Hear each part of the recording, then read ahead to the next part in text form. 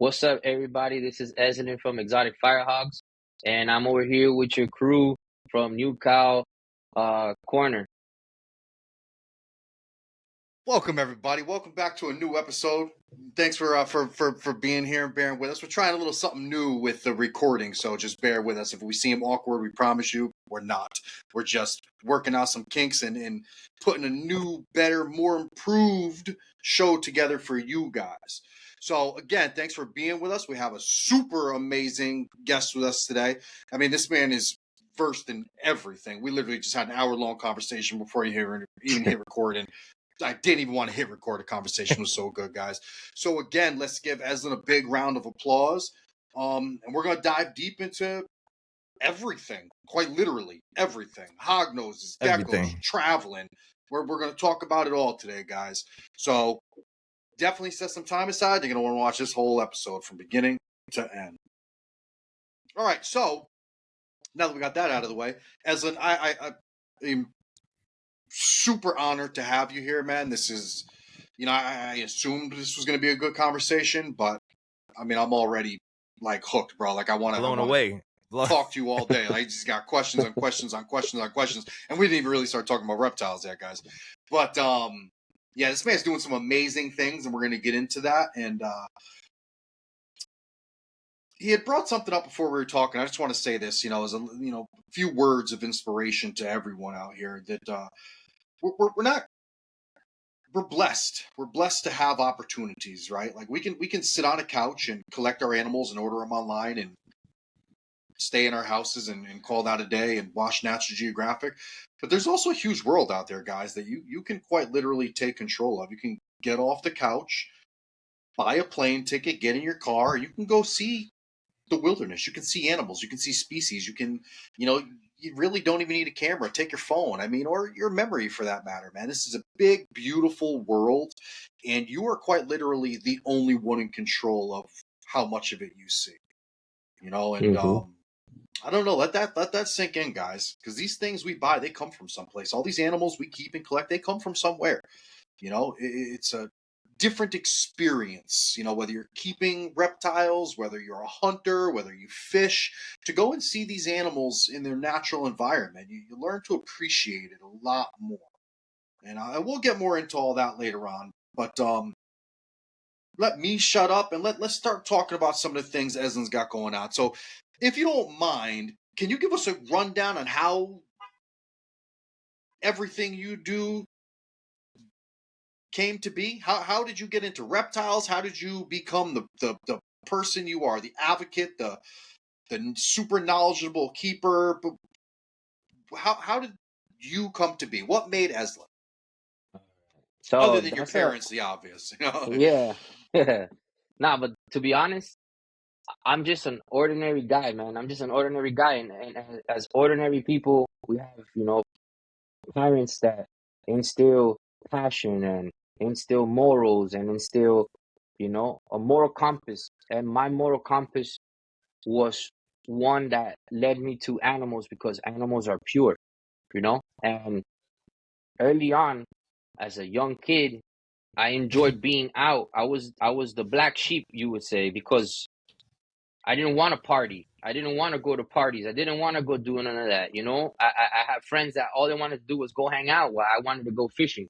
I wanted to go to Mother Nature. I felt peace with myself in knowing that I was at one with Mother Nature, and that early on was one of the deciding factors that I knew what I wanted to do, because I never felt that peace in any other part or any other journey that I had been and experienced at such a young age. 7 years old, 6 years old, I was actually okay being in the middle of the ocean where most people would probably panic.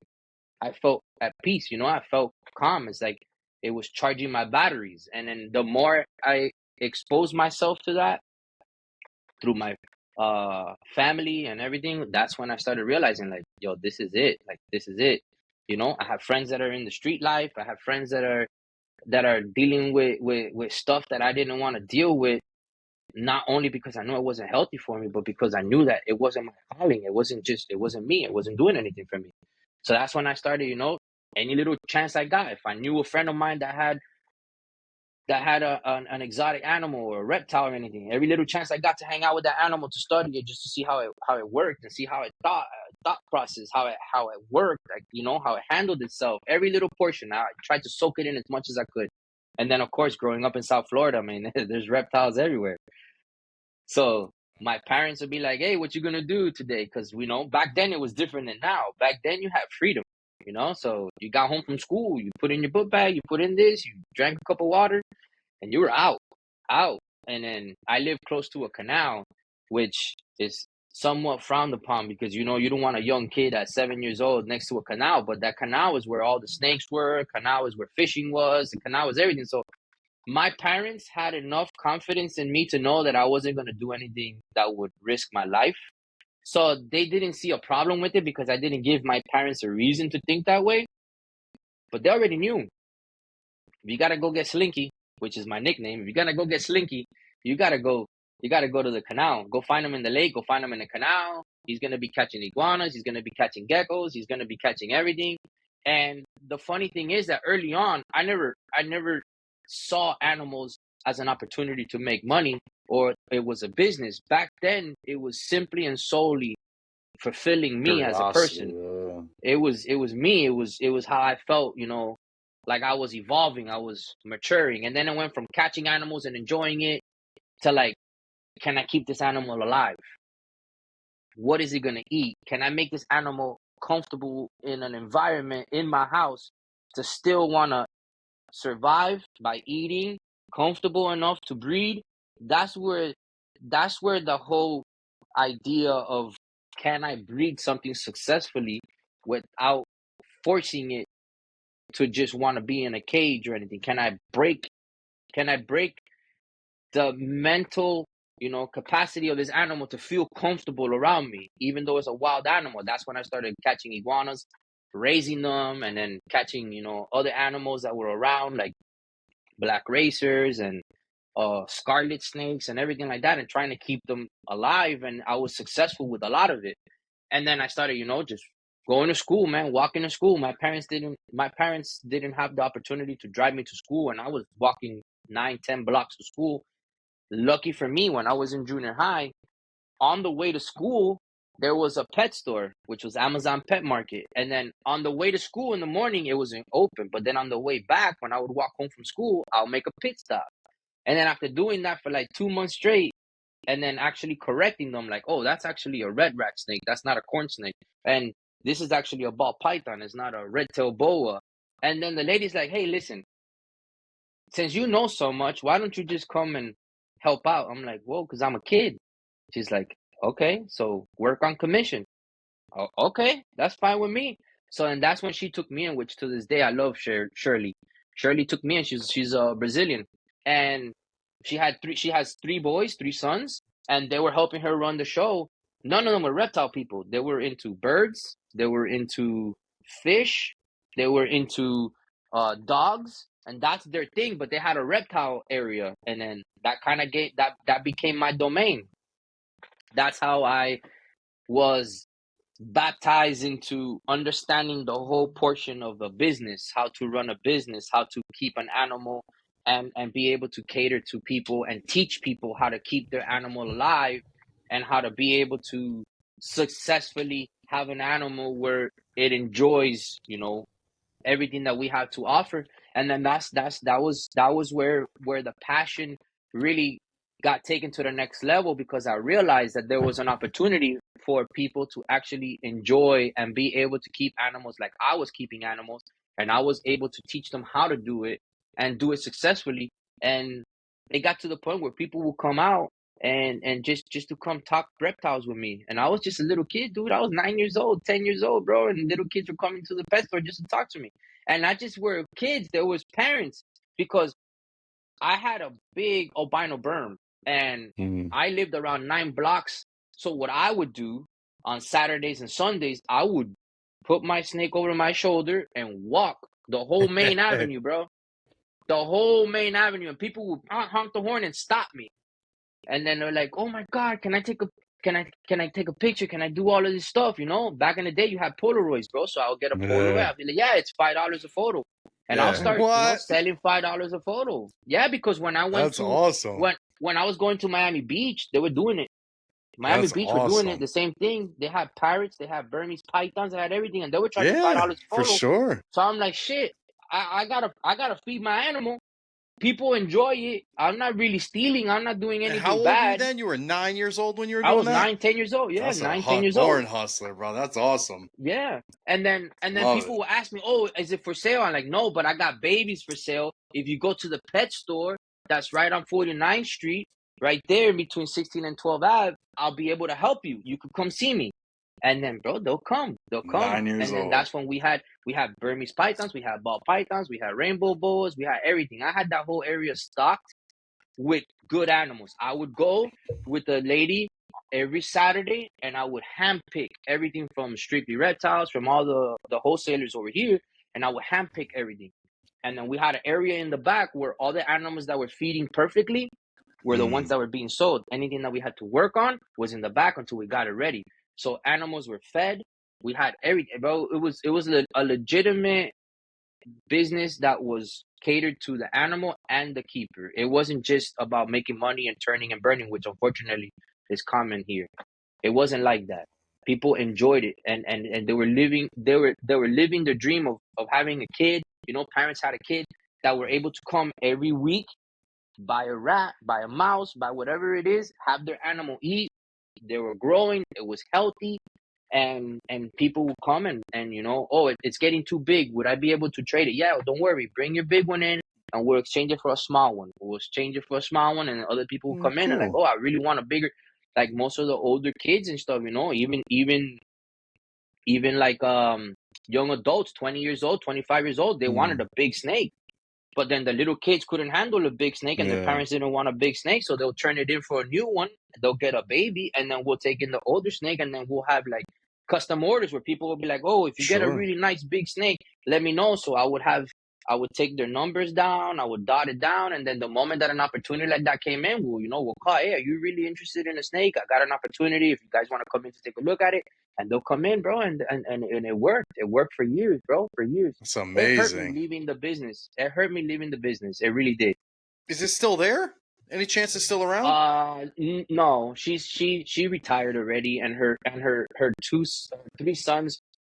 One is actually running one of the biggest saltwater custom aquarium businesses in the South Florida area.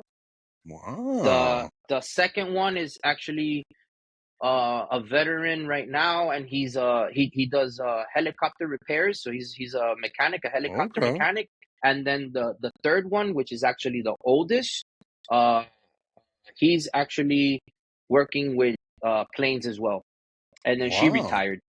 She retired, and the funny She thing is that raised she good kids retired. then, huh? Yeah, she did. She did very well, and she was a single mom too. She what she Amen. did too was she retired, and when she retired, unfortunately, she closed down the business because her kids were already, doing other stuff. They had already moved on with their lives, and now she know what she does is she volunteers, bro. Full circle. Now she volunteers at the local shop, and I go see her all the time. I go see Oh, her all that's the time. cool. That's cool. Yeah, She helped.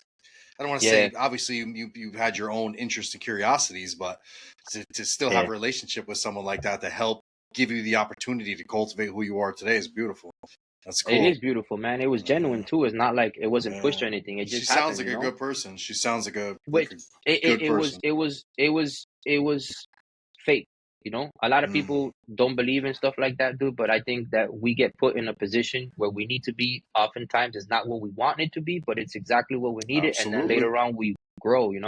It's like a absolutely. diamond. A diamond needs to get polished, bro, and that polishing is gonna come through all the grit that we gotta go through. And Sure, if absolutely. you don't go through the grit and you don't learn, it's impossible for you to have anything of value, bro. Oh, that's a great And that's what analogy. I learned. That's what I learned. I learned early on as a little kid, if you treat this like a business, but you're honest to people, you don't cheat nobody, stuff is gonna happen. It's a matter of fact. We're dealing with animals. Animals die. Doesn't matter how much quality there is in the animal. But what stands out is how you handle it. It's all in how you Sure. handle it. If you run from the problem and you try to, deal with the fine print and hide behind the fine print, then that's not a legitimate business. If you face it like a man, like a woman, and you be like, look, it happens. I'm sorry. The best thing I could do is help you out. I don't want you to be out, but I can help you out, and you help people out, dude. It goes a long way. That's a That's the reason fact. why since '96 that I've been doing this since '96, man. There's still not one person that can say I did bad business or that I scammed anybody. In fact, I've lost in deals because of who I am as a person and because of my brand. I say, you know what? That's fine. I know how to lose, bro. Losing is not a loss; it's a lesson, and you I just learn who damn to sure never deal heard a with and bad who thing not to about you. deal I with. never heard anything. Never heard anything but No, positive things about you for sure.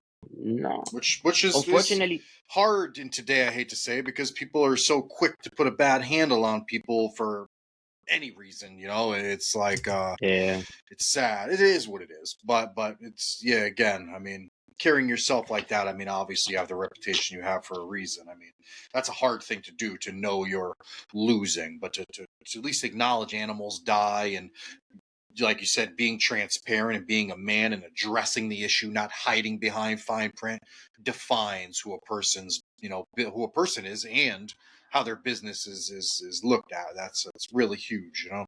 yeah. Well, that's the moral compass that was instilled in me by immigrant parents, man. Good parents. I'm That's here to just do, good I'm here to do parents. the right I'm here to do the right thing, even when the right thing is the hardest thing to do. There's only one choice for me, bro, and it's the right Do you thing. still have your parents? Yes, You, yes, God bless. I Amen. do. That's beautiful. I do. That's They're awesome. hanging. One of them's hanging on by a thread, dude. But that thread is that thread is elastic. But he's good, man. He's doing his thing, you know. But yeah. So for me, I feel like there's a lot of room to grow in this industry. There's a lot of teaching involved, and if you see people as a competition, unfortunately, that mentality doesn't get you far. Because what I know today is not because just of my experience, is also me being able to allow myself to be teachable in situations where I could have thought that I was the man and that I knew it all. You never know it all. There's not one instance where you know it all. There's always a different angle, a new approach. There's always things that you could do to improve. And if you don't feel like you're in that state of mind, unfortunately, when you're not teachable, you're gonna stay in the same thing and you're gonna get phased out, which is what happens in this industry a lot. People don't understand Beautifully how said. growth works. Beautifully said. I'm So you're like, doing damn, this I full didn't. time, Eslin? This is full time for you? Yeah, this is Yeah. full time for me. I had a 16-year Awesome. career working on cruise ships. I was a Oh shit. manager and foreman. I installed urethane and epoxy custom seamless flooring on cruise ships and mega yachts, which is how I Wow. was able to travel the world.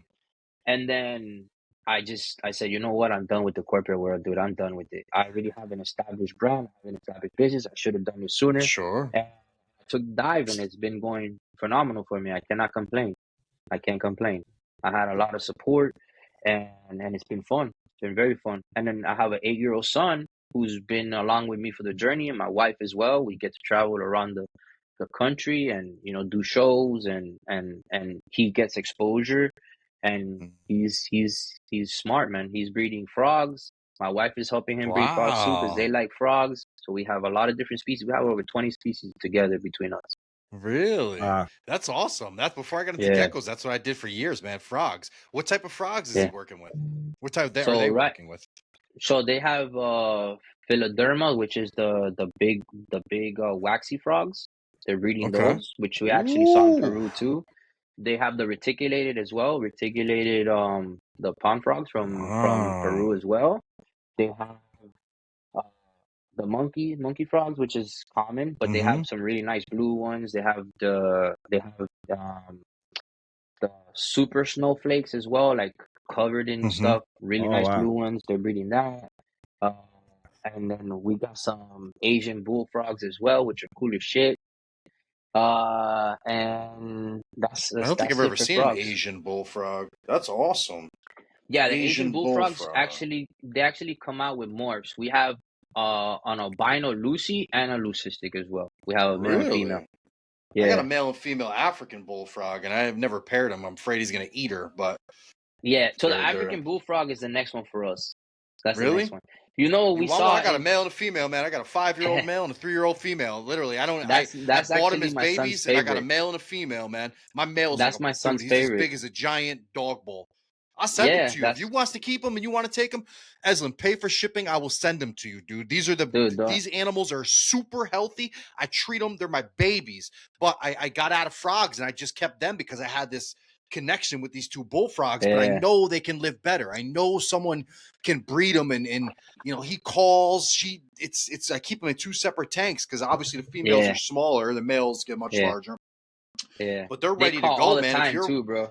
If your boy They wants call them, all the I time. would love nothing more than to give your son these frogs, man. Dude, I Pay for appreciate shipping, it. and I will send them to you, I bro. appreciate it. I'll have to get something set up and then we could work Absolutely. on I don't that know for how to sure. ship frogs, so you have to let me know how to ship them. Talk me through it, and I Oh, will bro, send them right to you, man. I've been I mean, they're I've ready been to go. shipping. They're 3, 5. He's 5, 4, 5 years old, and she's like Yeah, 2.5, 3. don't worry about that. I've been Beautiful shipping animals specimens, since man. before insulated boxes existed, bro. Since Airborne Express era, bro. Dude, Door to door, bro. I You mean know that how too, much man. shipping I'm was dead back in the serious. day, dude? Talking about that, that's a good subject. Talking about Hundreds. shipping, I no man. I would pay about $16 to get from my door in No, Miami to California. Yeah, 16 really? bucks, and for a 16? big old box, $16, bro. Holy Airborne shit. Express. Yeah, I used to Dang. ship chameleons alone, panther chameleons. That's one of the things that I did in large scale was panther chameleons and leopard geckos. I was shipping out about 40 Wow. panthers a month and about 100 leopard geckos a month. In the 90s, like Wow. 96 ish. Yeah, Really? yeah, Wow. 96 to 2000s, bro. 2002, Wow. 2004, I was breeding leopard geckos in high scale. I was one of the first ones to do a carrot tail, full carrot tail, No 100% carrot shit. tail too.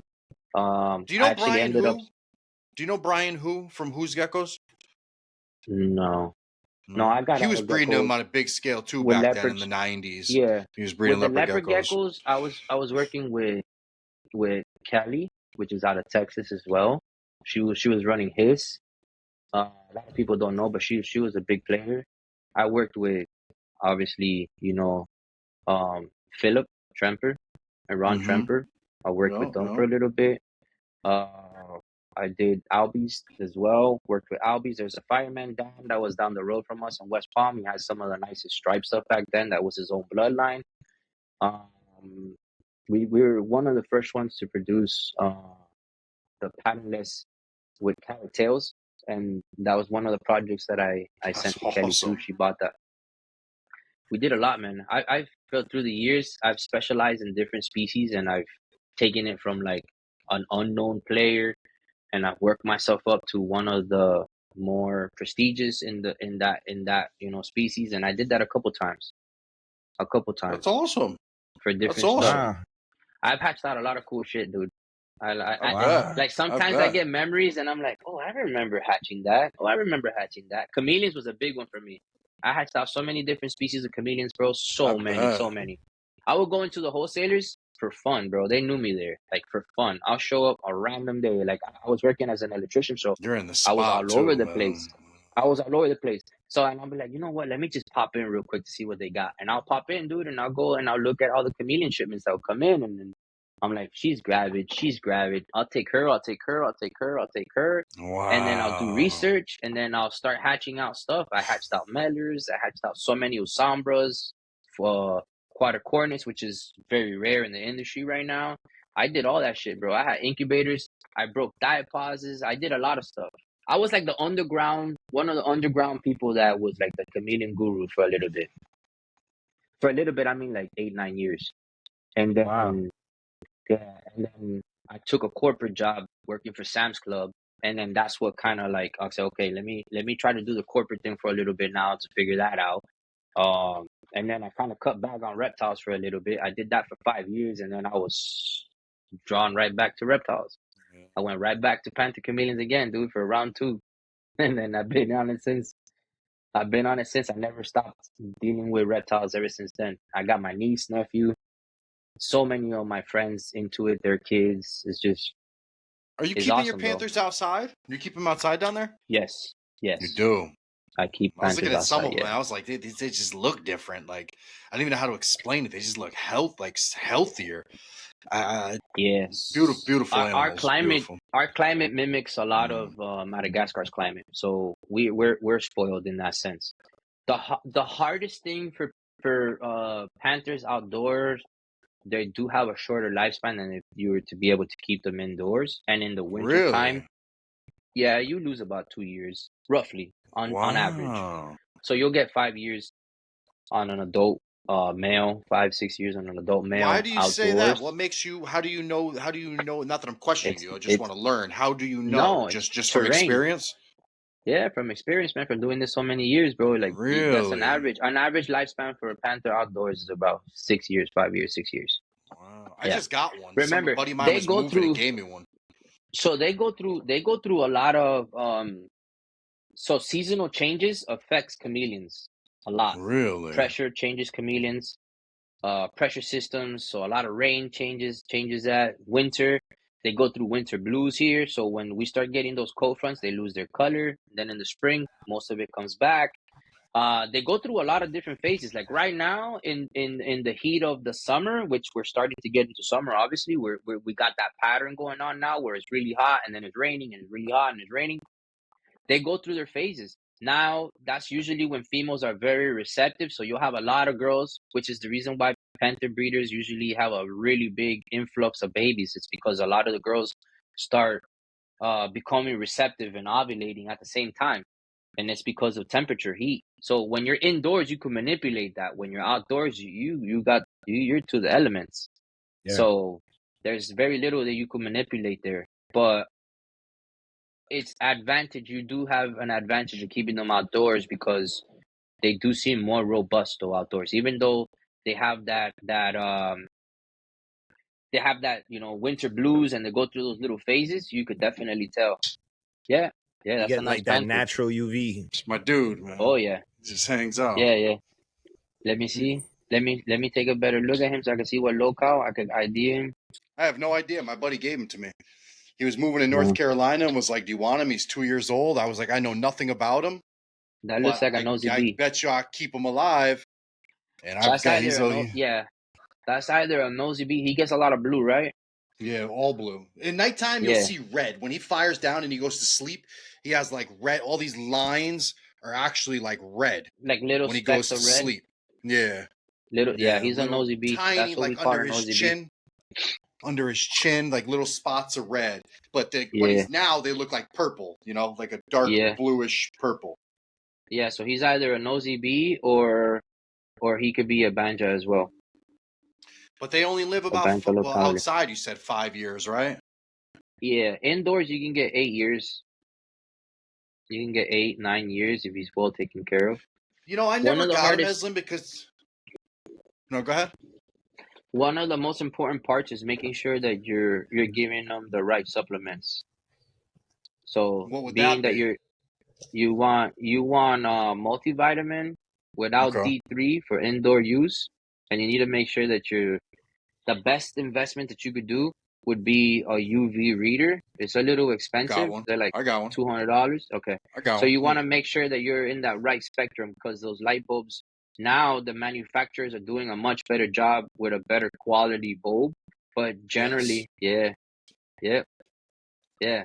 Those are tools of the trade though, man. But a lot of people don't For realize how sure. important those things are, You bro. For need that. sure. You need that. We Yeah, You need preach it that. all the time on the yeah, podcast. We tell people, That yeah, yeah. we try to that a it medical kit, sucks. all of that Yeah. stuff. Mm-hmm. Like I've seen. I especially Yeah. don't if know you're how gonna be well they breeding and work. keeping a lot of reptiles.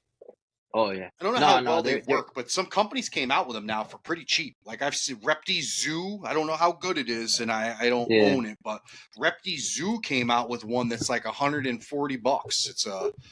yeah. It's a UV meter, I and it's think that's gotten good reviews, but I don't know, so I can't say. I think this is the way I feel about a lot of those products. I've been in this industry for a long time and I've seen the Mm, basics. I've seen the very beginning of stuff like that. I think we're at a stage in development where there's so much demand for stuff like that mm, when you make them in such high numbers, you can get them to be a lot more affordable. The price point on them, it should be around that 150. I think that's mm-hmm. doable. Back in the day when they were Yeah, four for fifty, sure. $500 is definitely out of pocket for a lot of people. If you're like us and you have to get it because you're relying on it and you're running a legitimate business, you got a lot of animals lives on your hands and everything, you got to bite the bullet. But for somebody who's keeping Absolutely. 1 or 2 panthers as a pet, or some chameleons or some geckos, or you got bearded dragons that are relying on UVA and UVB and spectrum, you're definitely not going to spend $500 when it costs more than the enclosure and the animal put together. Absolutely. Absolutely. But when you start hitting that 150 range and stuff, $100 range, the It's quality is doable for gonna be people. there. Yeah, of Mm-hmm. course. Once you start doing your research and you realize how important it is How and how vital it is much for of a sure. effect, how much of a positive effect it could have on your animal's livelihood, then it's definitely an advantage. And we got to take as many advantages as we get, bro, because Absolutely. you know how it Absolutely. is. Yeah. Like I Absolutely. say, I don't take losses. I take lessons, bro. I try to learn everything I can in every opportunity, bro. That's a Because quote, man. I'm if dubbing. I'm we writing don't, that down. I don't take losses. I if take we don't, lessons. if we don't learn, bro, we're gonna continue to come through the same fork in the road. And if we keep making the same decisions, and you don't get the outcome that you want, bro, you cannot continue to, operate in that fashion. You gotta know, Yeah. and when you're at a position where people come to you for advice, I cannot give you advice on something that I've never had to endure. I don't know Never what the outcome is experienced gonna facts. be if No. I haven't been there.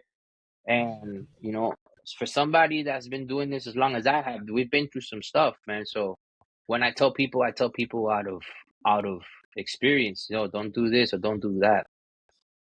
And that's kind of how Facts. it goes. I preach.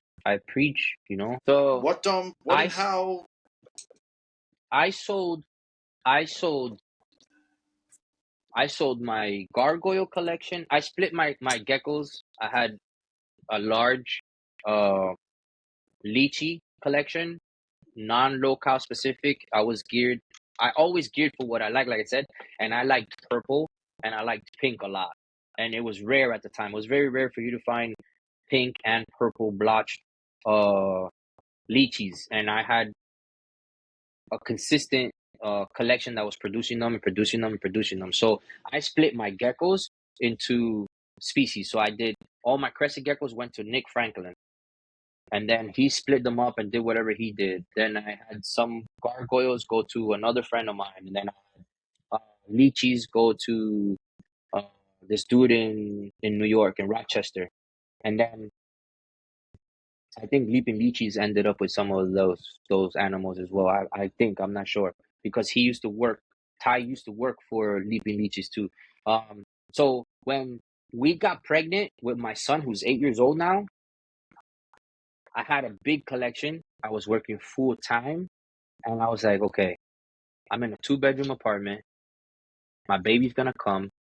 I have a whole big ass room full of geckos. Like, I need to make moves. I need to make moves, and I need to make moves now, and I need to figure out my situation. I panicked because I didn't know what I was facing, and since I'm like the type of person to go all in, I wanted to make sure that I was able to dedicate the time and the energy that I needed to raise my boy the way that he deserved to, right? So I felt like if I minimize my workload, I'm gonna maximize my free time, and I'm gonna be able to be more present. So that was the goal. The goal was to, which I had already worked with hognose on a small scale, small being like 20 animals at the time, all babies. I raised all my animals from babies. So what I did was I said, okay, it's not the same. It's not the same raising up and dealing with one rack of snakes as opposed to a whole room full of geckos and everything. So I said, okay, let me sell the geckos off. I could still stay with the hognose because I really, really enjoy the hognose. And I need something to take my mind off of all the anxiety and stress and everything from my day to day, which that's what reptiles have always done for me. Reptiles and animals in general have been my therapy. I haven't lost my cool, and I haven't, you know, gone into any Mac depression because of the reptiles. They always keep me, level headed. So that's what I did. I decided to sell all my geckos, and then when I sold my geckos, I freed up the space, I freed up my time, and then I still had projects that I was working on with the hognose that were pretty cutting edge at the time. And then with that money, I was able to kind of like invest half of it into other genetics that I needed. So, because for me, I think that, you know, for me to have what I would consider a powerful collection doesn't mean to have 10 really nice animals and that's it. It means to be able to have different genetics and projects that could work off of each other, but that are the best examples of those same animals so that I could work off of. So I wanted a diverse collection, but a strong, diverse collection. And that's what I did. I was able to work on the 6 genes that I really liked. And then I had a collection big enough for me to be able to have sample sizes that I could produce unrelated animals so that I could build off of. And that's what I did. And that's the reason why it was an easy transition for me to be able to go into the hognose because I was already passionate and working with them. There was a lot of opportunity. And it happened about 6 months before the lily whites hit. It was like 6 months before the lily whites was when I sold all my geckos, which I had already spoke to the lady who produced the lily whites, the first one. I forgot her name right now. Well, she was the first one to produce them, and she had them in UK. And she had shared a couple. She had like teased us a little bit for like 2 years, where she figured out what was going on and all that stuff. And then finally, she released it like 6 months after. And then I was kind of like debating getting into them and everything, but then at the time I was like, you know what, I cannot focus my Like 10 energy. grand, right? Weren't they were like 10, 15 Mm, grand. they were, and they were only selling females at the time. So she Really? did the first upload that she did was what broke the internet. She had like 20, 30 female visuals, and that's when they were considered incomplete dominant, everything, all the whole nine, everything, the whole Yeah. spiel of how it started and how the genetics work. She worked on that for like 2 years, 3 years, low key. Then she would just post like babies hatching out with just straight black and white, which is the goal for a lot of us. And it took years and years and years, which we did have. I had a red line like that, and I had a black line like that, but it wasn't a lily white. It was an actual pinstripe that we had line bred and worked to have the pinning like that and everything.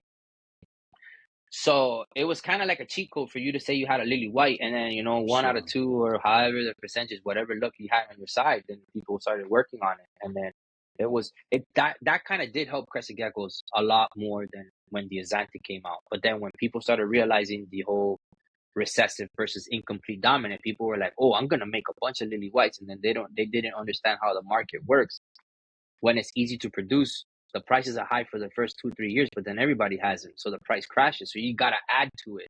A lot of people just went straight into producing lily whites, which flooded the market in 3-4 years. The smart people started producing other stuff, bringing more stuff, making their lily whites Shit. uniques. Yeah, making their lily whites unique rather than the same, run of the mill stuff. And that was, that helped crescent geckos. So I kind of for a little bit I was like, damn, you know what? Let me try to get back into crescent geckos. But then I caught myself. I'm like, look, the closer I get to having my baby, the less time I have on my hands. The more nervous I am about the adventure that's about to, start. And I need to stay the course. This is not who I am as a person. I'm not driven this way. I know this is experience, and let me figure this out and stay the course. And I'm glad I did. It's beautiful, and it was awesome to see the lily white do this thing, and everybody like David Tiki, and so many people get to invest into their passion and get to invest, and that helped a lot of people take their business and their collections to the next level, which I'm awesome. It's awesome to see that. I'm happy for them, but I wasn't in the mental space for me to do that.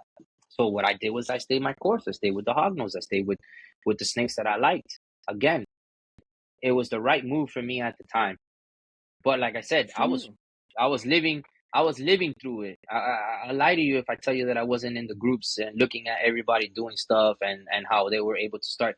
And the first time that Lily White came out, I was already like, Lily White Xantic has to be done, bro. It has to be done. I'm surprised it took that long. From the moment that Lily White was released to the point where Azantics. But the reason why it probably took that long for US to really hit it is because all the high end Azantics and Lily Whites went to China, went to overseas. So a lot of people weren't investing into the Azantics at the rate that they would or should have, because they didn't see. I guess they didn't see the future. This is against my opinion, but they didn't really see a future in the gene until the first person started sharing projects, I guess, and then that's when they started realizing, oh wow, that's a really good idea, because now it's gonna be a two gene animal. Oh, and then that's when people started doing it. And look at what happened. Look at Catherine. Catherine did very well when she started making her lily white Azantics, and then she was one of the first ones with Manatee. And then she did all that other stuff, and then other people started doing it, and then that just took everything to the next level. Which I'm not up to speed with all the genetics in the crested geckos now, because I kind of stepped away from that after a while. Changes daily. Yeah, but from my understanding, a lot of the new cool genes are actually coming back into the US market, but they were originally here. They just weren't worked and looked at the way that they were looked at over there. So they Sometimes that's looked what at it all takes. their Another animals. set of eyes. So, exotic fire hogs, are, Yeah. are they?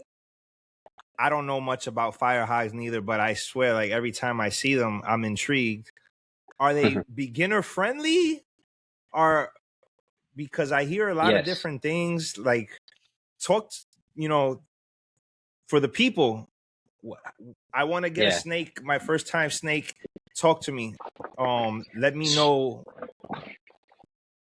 Hognose in general are not they're not a bad species to start with. Being that they're burrowing snakes, they're not arboreal or anything like that. They're not a fast snake. So when you handle them, they kind of just chill and hang out.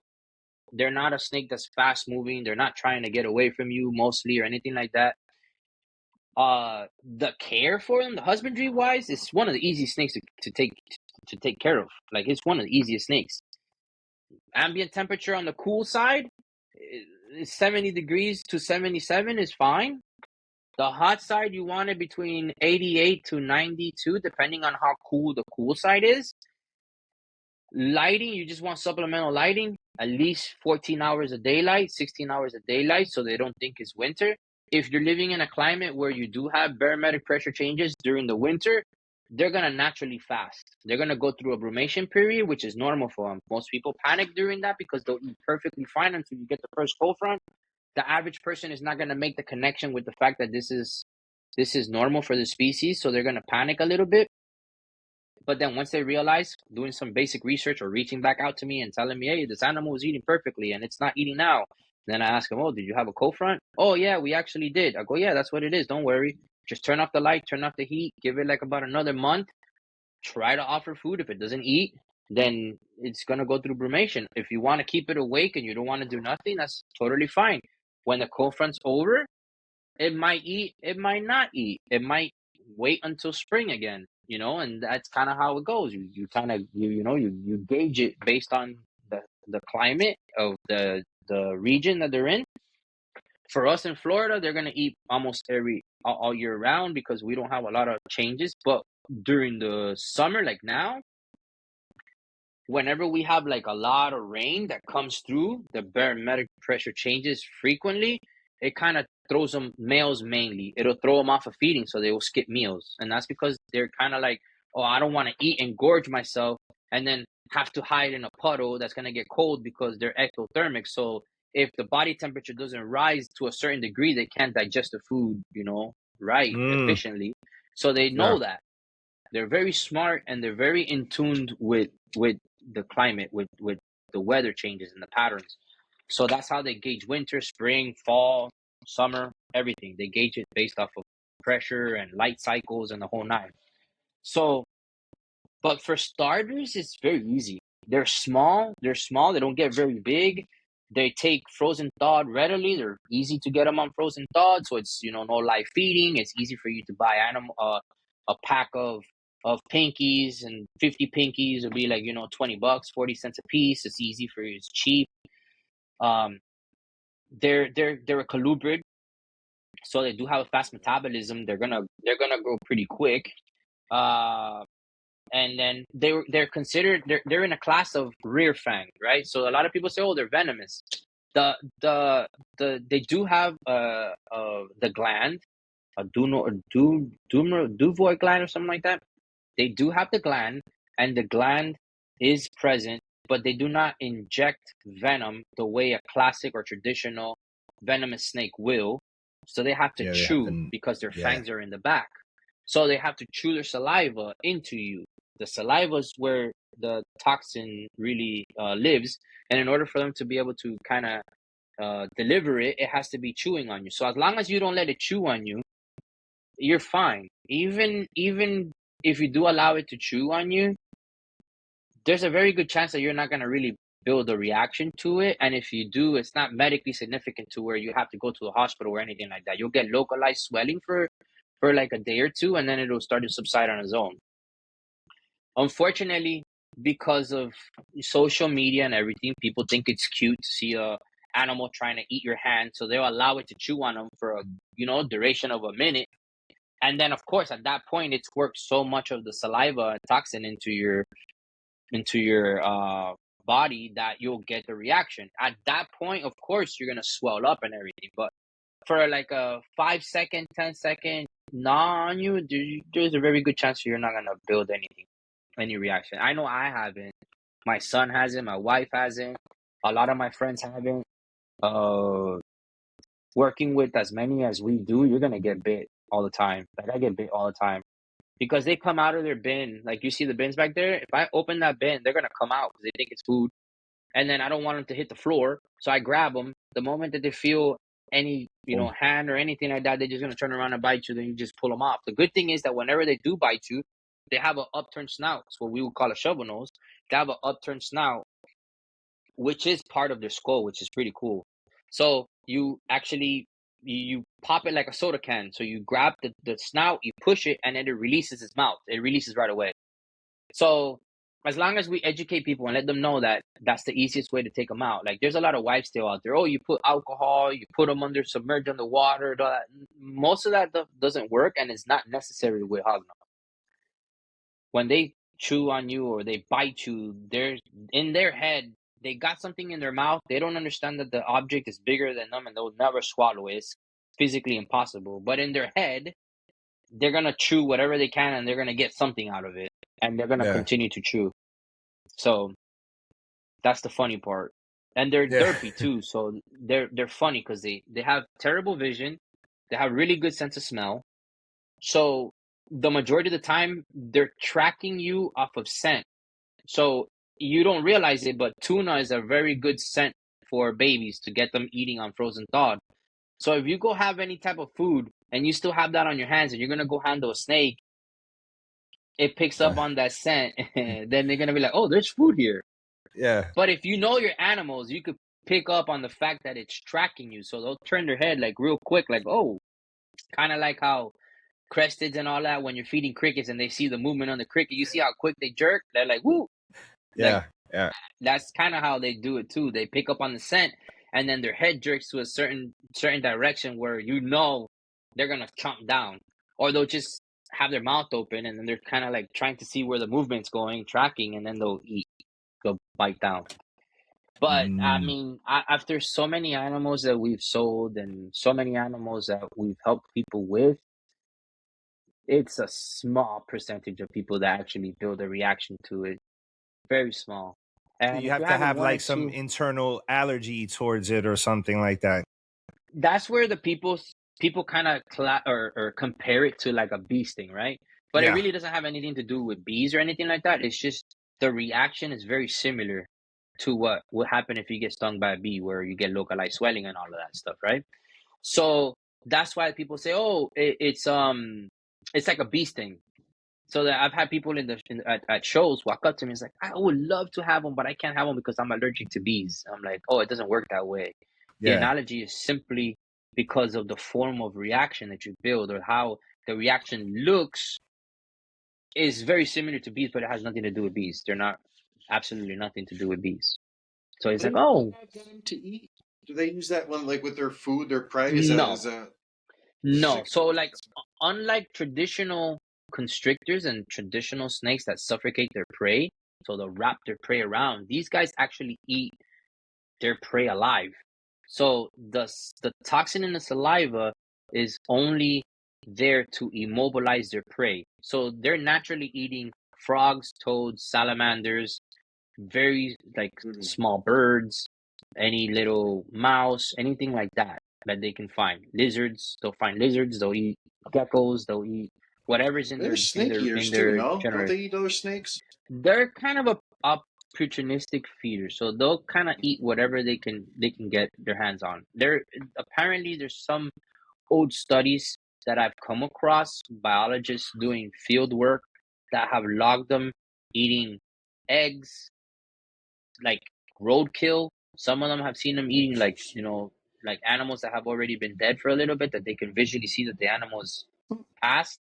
Uh, so and I've experienced it here where I've given them a very diet. I give them a very diet too. So I give them quail eggs. I think it's called balut or something like that, where the egg, the quail is like a day away from hatching, so it's still in the egg, but it's fully formed.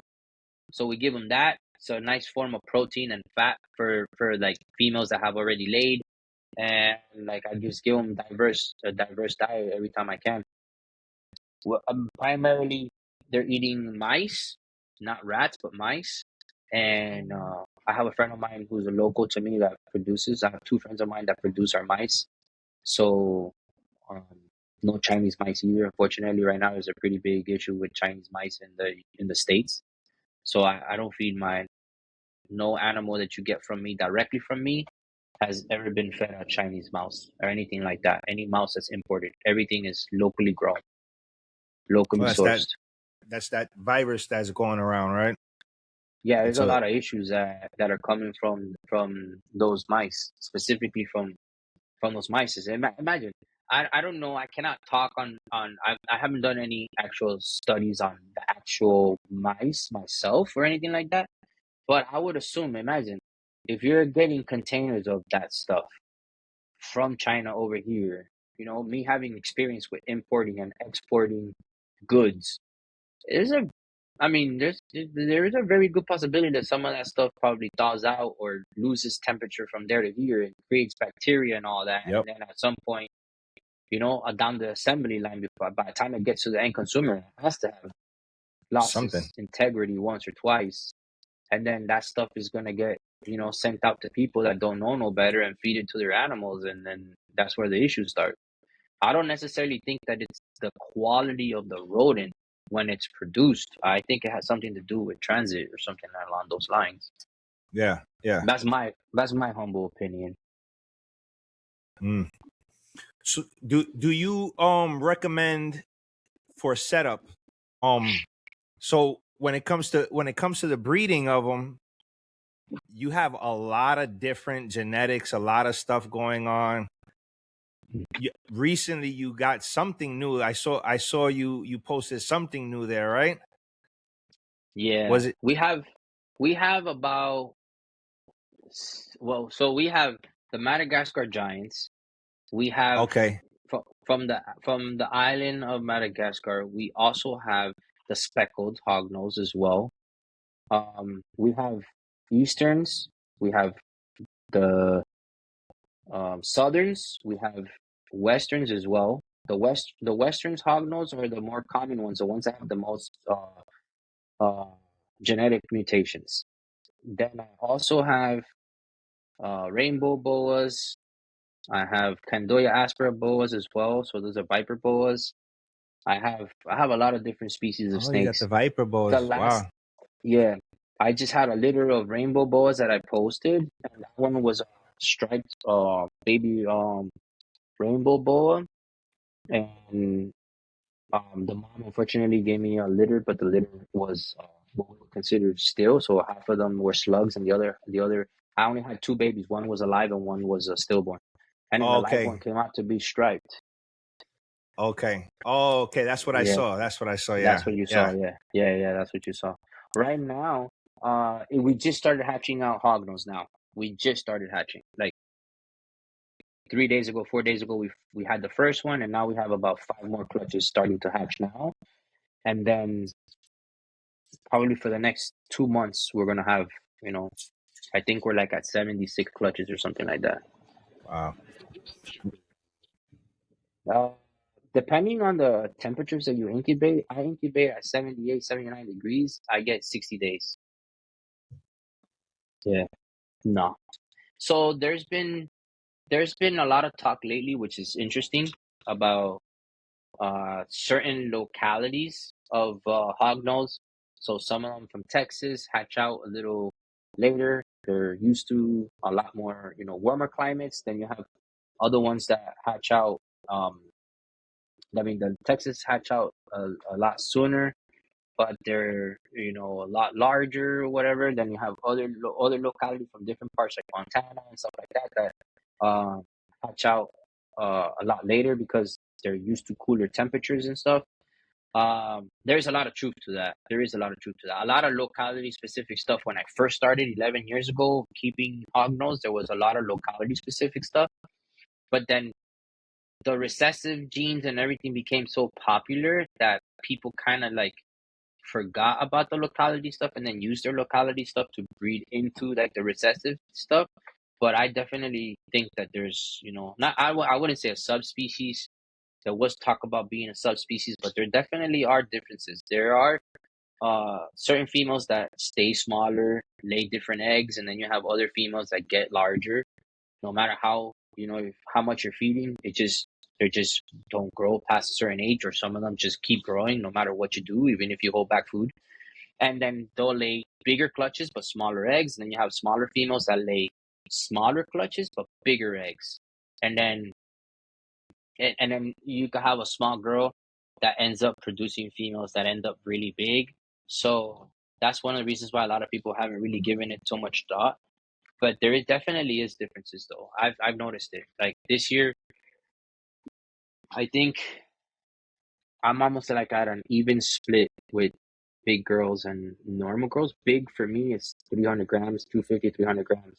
I have some girls that are in the 600 grams, 700 grams, but they're not really consistent breeders. They're like spotty. My consistent producers are 130, 140, 140 grams to about 200, 220 grams. Those are the most consistent producers for us. That's like the sweet spot for me. And you have bigger girls that are in the 300s that produce well, but I think percentage wise, the larger the female, the less likely they are to produce consistently. And they do struggle bouncing back. They don't lay full fertile clutches. A full clutch, a fertile clutch is anywhere from like 9 eggs for what we would consider big egg, smaller clutch, to like even 30 eggs from the bigger clutch, smaller eggs. Oh, So, wow. and they can lay up to 3 times in one season. So you breed them one time, and they can continue to lay up to 3 times from that one breeding. It's not very common, but it's also not uncommon. Out of 100 females, you might get 3 or 4 that do that, and then you might not get it the next year, but then you might get it the following. So it's like that's weird. But I'm not one that repairs, so I don't repair my females and males. I let them breed 1 or 2 times, and then if they give me 2 clutches, they give me 2 clutches. I don't try to run girls to the ground.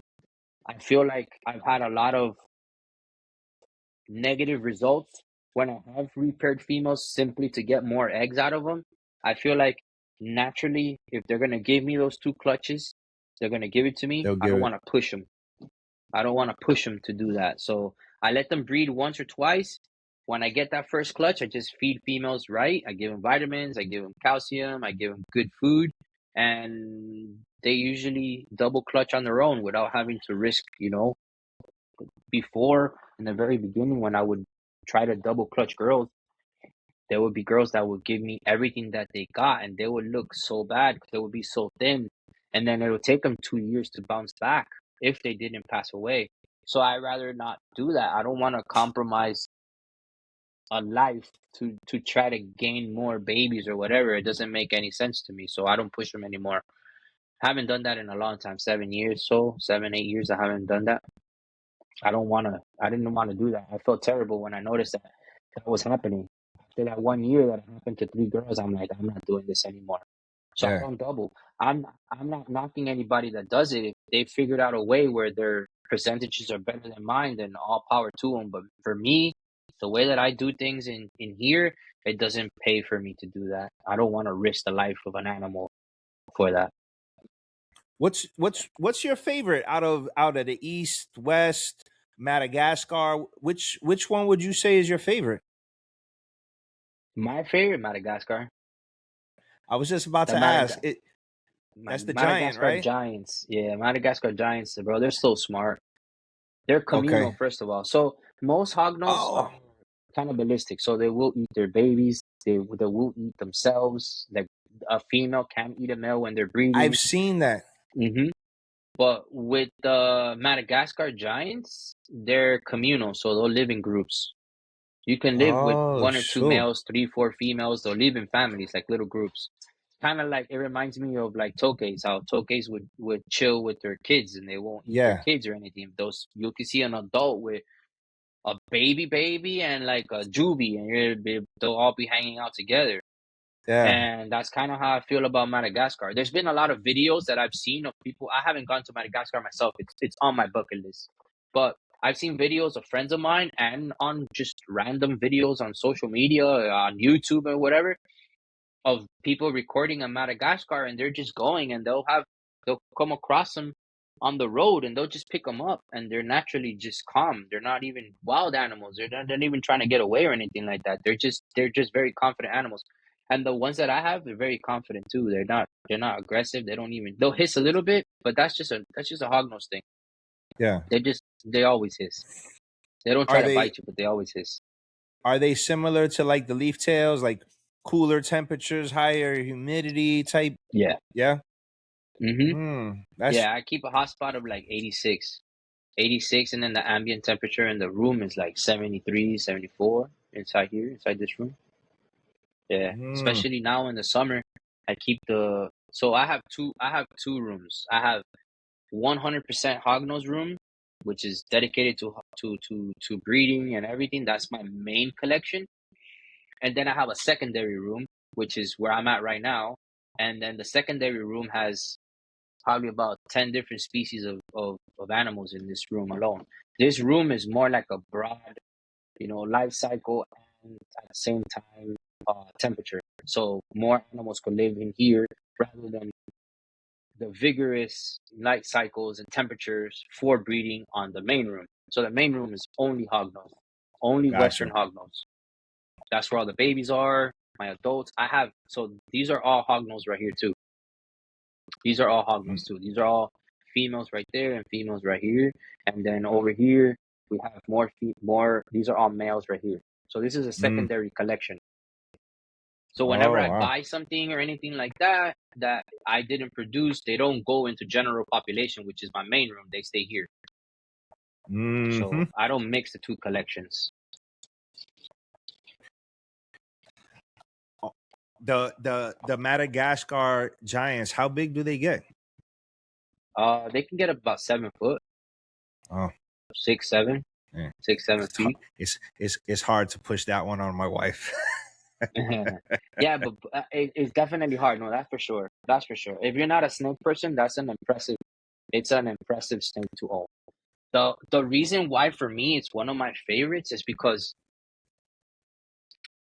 have you ever had an animal that you can tell is studying you the same way that you're studying that animal? That's what they do. They sit there and they analyze you. They'll sit there and they'll analyze you.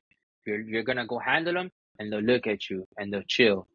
And then you pick Yeah. them up and then they'll be there like, like normal, like what's up, what's going on? Oh, we're gonna chill. Okay, fine, boom. And they'll be good. They'll be fine.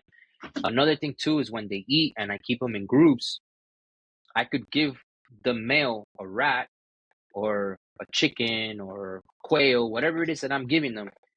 The females won't try to eat them. They're in the same cage together. They're in the same enclosure. The female will respect the male and the male will respect the female's food. They do not try to eat each other's food. And also they don't let the food touch the ground.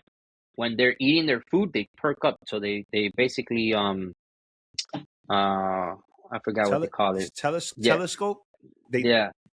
They right. go up. Yeah, they'll telescope up, and then they'll chew their food real quick.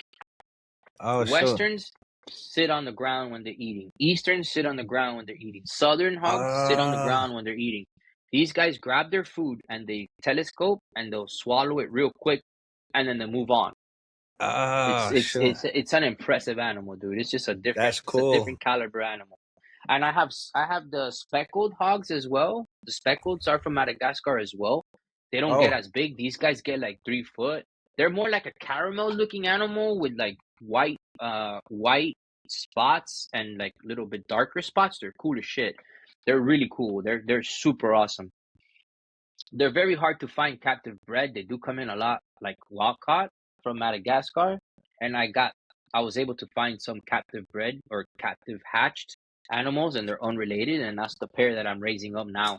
I don't like to pull a lot of wild caught animals myself because you never know what you're getting, and you know with the type of collection that we have, the type of attention that we pay to detail, I would hate to come across some type of disease that ends up, and end up spreading or whatever. So I don't run that risk.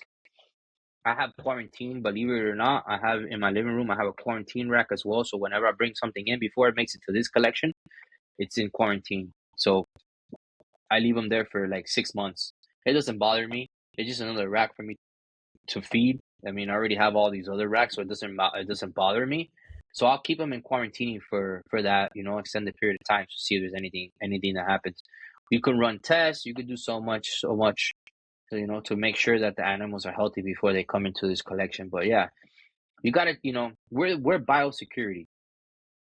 We're biosecurity, bro. Like we're keeping these animals in bins and in cages in captivity, and sometimes things could slip through the cracks. And if you're not prepared to be able to prevent those things, bro, it could turn into a disaster really quick. Which is one of the reasons why we don't allow people to hold our animals at shows. Little kids don't know, moms don't know, but it's my responsibility to know. And if a little kid yeah. is going over there to hold animals, you don't know the difference between a wild caught animal or a captive bred or anything like that. And then unfortunately for me, I'm put in a predicament where I know I want this little kid to enjoy himself, but at the same time, it cannot be on my expense. But I'll give him a sticker, give him a shirt, give him a card, introduce him to people that maybe have the species that he would want, once he's old enough and mature enough to properly care for it, that he could be able to care for it. Yeah. I do the same thing. I bring an animal that I will show people, but I don't like to just pick whatever animal so you could look at, because I also feel like that animal is potentially being sold to somebody, and if I'm constantly taking these animals out, that person that buys that animal is not getting a fresh animal that it's been handed back. So I use one Hmm. animal for that, Yeah, and I leave my for sale animals alone. That's yeah, what I try to do. yeah, That's yeah, what I try to yeah. do. So yeah, I had an ambassador animal too. The problem is that when you're doing, as many shows as we're doing, I don't like to take animals to every show. So Yeah. I'll have like we have a on the other side of the room over there. There's the baby racks and everything. So I'll split whatever's for sale is gonna be put in those racks, and then when I'm gonna go from one show to the other, I try to take fresh animals. I don't want to take the same inventory over and over and over because it puts too much stress on animals, especially snakes. With the different Mm, temperatures, I could be going to Tinley, and Tinley's cold, and then it's a 3-day drive, and then I gotta come back, and then the animal's out for 6, 7 days before it's yeah. done, and then I gotta feed it, and then the animal's stressed out from the whole journey and everything, and then I just too much to put animal to then turn around and then have to go to Daytona, have to go to here, and then it's just too much on an animal. Yeah. Yeah. That's true. That's true. Um, so now I think it's time to let's talk about this venture. This Hmm. this wonderful venture that we almost wasted the whole show talking about before we even started. Yeah. I I So think it's super interesting. So go ahead, man. Lay it on everybody. so we've done a lot of traveling, right? We've done a lot of traveling through the years, and we always come back to this one specific part of the Amazon jungle, and that's the Peruvian part. Um, it's been really good to us, and this specific lodge, uh, which is Paradise Wildlife Adventures, has given We're us a gonna put unique that in the link too, opportunity. guys. We're gonna put that in the link in the website. I need you guys to check it out. So I don't want to interrupt anymore, but you guys need to check out this website and its opportunities. Yeah, so this is a opportunity that we've had to work with this lodge, and it's given us a unique situation where we're able to run tours, eco tours, to give you in-depth, close, up close and personal uh experience with the jungle. And you get to see monkeys, you get to see the world, the pristine Amazon jungle for what it is, and with the intention of conservation, true conservation. So every time that we get a tour out there, we're able to feed villagers, we're able to keep people that live on in the jungle, fed, and families fed, and the whole nine. Plus, while at the same time, you're getting to experience the jungle for what it really is. So we're running tours. We're running tours through Paradise. It has a website you can click on there, and What's the uh, website? the website is the same name, Paradise Adventures. paradisewildlifeadventures.com. Yeah. Yeah. Say that again. It's Paradise. paradisewildlifeadventures.com, and um, it's basically all inclusive. So you have breakfast, lunch, and dinner included in the daily rate. The rates can start at 225, and depending on the size of the group that you have, we can work with the pricing and stuff. But it's a very safe environment, and you'll be going through three different tours a day. So you'll be going through a morning tour, an afternoon, evening, and then you'll have a nighttime. So you're basically gonna hit the jungle at the three most prevalent times a day. So you're gonna be able to see all the animals that wake up in the early morning. You're gonna see the evening days, like when they're hanging out, and then you're gonna have all the nocturnal animals that come out at nighttime, which you'll be able to see your boas. You'll be able to see the majority of the snakes, which is gonna be during the nighttime tours. And you're gonna So have it's a what's that? no, I was gonna say with the all inclusive, is that's not the airfare included, right? This is separate than the No. airfare. So Yes, the where airfare do is these guys separate. meet? Like where do you guys meet? Just you guys meet in Peru for your trip, or do you guys It fly out depends. together? It depends. So right now, the majority of the time, there isn't a direct flight from other states. So Okay. they'll have to fly from their local state to Miami Okay. International, and then from Miami International, we fly to Lima, and then from Lima, we fly to Iquitos, and then from there we go to the dock, which is where we would normally get our guide, meet up with our guide, and then we go from there. You're That's always going to awesome. have a guide with you. So you're never going to Okay. be out in the city by yourself. The moment you land in Iquitos, there's going to be a guide outside that's going to pick you up and take you to your hotel if you need to stay, because if you're flying in at nighttime, you're going to have Mm-hmm. to stay in the hotel in Iquitos, or you could stay in Limas depending on the flight situation to get you to Iquitos. But then once you're in Iquitos, you're going to have somebody with you 24/7. You're not going to be alone or left alone. You're gonna have somebody with Yeah. you at all times. This is it, So is right? there? Do you guys have a list of Yeah. animals you target? Do you just freestyle it and just go into the wilderness and find what you find? It dep it Who? depends on what you're into. You could be a Okay. birder where you want to see birds, then the possibilities are endless. If you want to Mm, see wildlife, like you're just into wildlife in general, if you want an experience, there's a bunch of different things to do. There's even primitive tours where you can actually go and just live off of the land. There's a lot of stuff that you can do. There's people that want to go out there and just want to do a survival trip, and you go out there for 5 days and just survive off the land. And then you're there with a guide that's teaching you what to eat, what not to eat, how to survive, what not to do, the whole nine. So it's And pretty cool. Are all the guides supplied via you or the Yes. resort / place too? Okay. The lodge. They're all from the village that the lodge is in. So they're all lodge people. They know you're not gonna get a guide that is not a local.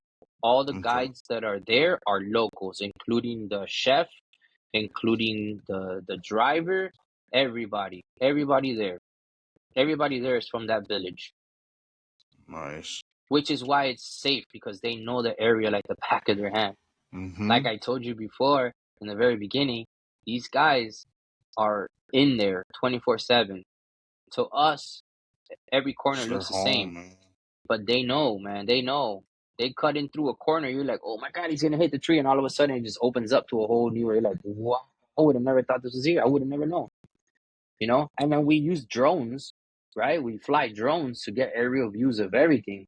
And these guys are like, oh yeah, that's this lake, that's that lake, that's this pond, that's that pond. You know, you tell them, oh, what do you want to do tonight? Oh, I want to go catch boas. I want to go see tree boas, and I want to get caiman, and I want to go do this. All right, cool, let's go. They know exactly where to go to see whatever animal you want. It's just a matter of you going over there with a game plan. The opportunity is endless. Like, what do you want to do? You want to go see birds? You want to go see monkeys? You want to go see pirates? What do you want to do? Whatever you want to do. You want to go fishing? The fishing times a year. There's certain months out of the year where fishing is like the thing to do. You can go catch arapaima. You can go catch peacock bass. The last time that we were there, the guide was telling me, Orlando and James, which is the two more common guides to get, the combo, which is the best combo, one of the best combos to get. Well, James told me, oh yeah, last month when it was fishing season, we caught over 100 peacock bass in one day. I go, how many of those were 10-pound fish? He goes, probably about 15 of them. I'm like, what? 15? Yeah. I go, what about arapaima? He goes, oh, we landed 3, but we jumped like 7. It's like, what? He's like, yeah. I'm like, okay, so I'm coming back for fishing. So fishing months is September. September is the best time for fishing. So, but now with fishing is different, because now all the ponds and all the water is basically receded. So it's all just localized little ponds, like little lakes. So getting around, you got to go through the muck, you got to go through all of that. So you're not really staying in the lodge at that point unless you really want to. Then you kind of like landlocked at that point. But if you really want, you're a diehard fisherman, you're gonna have to go to where the fish are, and it's usually, you know, having to hike. So that's why we suggest you kind of staying for at least 5 days, because it'll take you a day and a half to get to where you're fishing, so you can get a good 3 days of fishing, and then it's gonna take you about 3 days, 2 days, day and a half, 2 days to get back. So it's really good. It's really good fishing from what I'm told. I haven't experienced it myself. That's definitely on my things to do list. But what I did experience... Well, go ahead, please. What I did experience is the herping. There's about 50 acres to herp. So nighttime herping, early morning herping, you can go. You can do that on your own, or you can go with a guide. The nighttime, I suggest a guide, because like I said, it's a really big property, so you can get all sorts of venomous snakes. And if you're not, if you're not aware, or you don't know what it is, it's better for you to have a guide. They know everything there. And then it's also cool because you come across all these different plants. Like, I didn't know there was one that tastes like cotton candy. And he's like, oh, look, oh, stop. And he pulls something down. He's like, all right, you taste that now. You taste it first. He's like, all right, I'll taste it. And he goes, he tastes it. He's like, and he goes, smell. And I smell. I was like, damn, it smells kind of fruity. And then he goes, oh, yeah, taste it. And I taste it. It's like cotton candy, dude, exactly like cotton candy. And I was sucking on a seed. It tastes like cotton candy. What plant? I don't know what it is. I don't remember, but I know they called it the was cotton it a fruit candy. or was it just a plant? It was like a long seed pod. And then the seed had like a little bit of a nectar around it, and then that's what tastes like cotton candy. It tastes just like cotton candy, dude. Like cotton candy. So we were all geeking out on that for like 10 minutes. Like, oh, you know what it is, bro? We're walking down the freaking thing, and now this guy sees this seed pod and tells you to eat it. You don't even know what it is. You eat it, and it tastes like cotton candy. And then we come across and you see jungle frogs. Like, that's a pretty cool thing too. There's frogs there that are about the size of the frog that you got. Mm. They're like this, dude, and they're called jungle frogs. They're jungle frogs. Those things are the coolest things to catch because they squeal. So you kind of they're smart too. Mm. So they go back inside their hole, they dig holes, and then when you see them, their eyes shine at nighttime, right? And the way you know that it's not a snake when you're flashing with your headlights is because they blink. So birds and the frogs can blink, but the snakes can't blink. They don't have eyelids. So that's how you could tell the difference between a big spider, a frog, or a lizard, or anything like that. Most of those things Eyes and the shine. birds, they'll shine. So when you're seeing a croc, you can see not a croc, but you can see a caiman, and you can see where sometimes they stay like that, and then you're like, oh, that's a caiman, bro. Let's go get it. Let's go get it. So you can grab animals, you can touch them. It just at like it's at the guide's Respectfully. discretion. Mm. It's at the guide's discretion. If they tell you, yeah, it's okay for you to do it because they feel like the situation is safe, then that's fine. If it's not safe, then they'll definitely tell you, no, let's not right now. Let's go find something else to do, or let's go find another thing. Which we didn't come across too many situations like that. It was a blast. It was a blast. I my first time there, I was like, I gotta come back, and I gotta bring my son, and I gotta bring my wife. And my wife hates bugs, so that's gonna be the one thing that's gonna kind of be hard for her. The cold showers is fine. Everything else is fine. The food was great. I thought it was gonna be difficult for us because we were gonna be like in the middle of the jungle, but no, man, they were prepared. They had solid breakfast. Everything was a home cooked meal. Everything is cooked from scratch.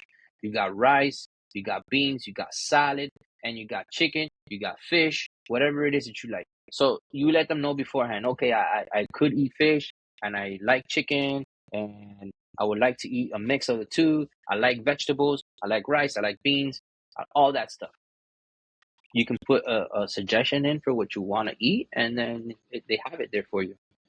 And it's a home cooked meal every single time, fresh. There's nothing that they reheat. They can't reheat. There's no microwaves there. There's no power there. Everything is on generators, so they're very efficient, and they everything is cooked to order, like for you. So by the time that you get back, let's say you leave in the morning, right? When you leave in the morning, you already left. You already had your eggs, your breakfast, your fruits, whatever it is that you wanted. You go out, do your little tour, 2, 3 hours on the boat. You come back, you get to relax, take a little nap because you're tired. Then by the time that you wake up, you could walk on the property, look for monkeys, look for this, and you're like, let's go out for another time. You can tell the guide, hey, let's go out for a little roll. Let's go for a little stroll in the afternoon. Okay, fine, let's go. We'll go take a little boat ride. You can go into the village. You can go to wherever it is you want to do. Take a little boat ride. That's when you go find monkeys. You go find more parrots. You go find whatever it is that they think is a good opportunity for you to come across. They'll go and they'll take you. Then you come back. You have your lunch. You take a nap for a little bit, and then you get ready to go out for another evening stroll. Then you go out for another Wow. evening stroll. By the time you get back, it's time for dinner. And then dinner, you relax for a little bit, you take another little power nap for an hour and a half, you digest your food, and then you go for the night trip. Then the night trip, you go around looking for all the nocturnal animals. You could take the hike on the property, or you can go on boat and they take you to somewhere else. It depends on what you want to do. At that point, you're gonna see tree boas. You're gonna see the caiman that come out. You're gonna see a bunch of cool stuff, man. Just a bunch of stuff, Everything that How you is don't see it during the day. the elephant in the room? With our the current situation of the globe, I guess. How is safety out there? How what can people expect as far as, I So guess, the people and being safe, feeling safe? How do you feel about all that? I never felt, I was in danger. We did the wet market on our Awesome. own.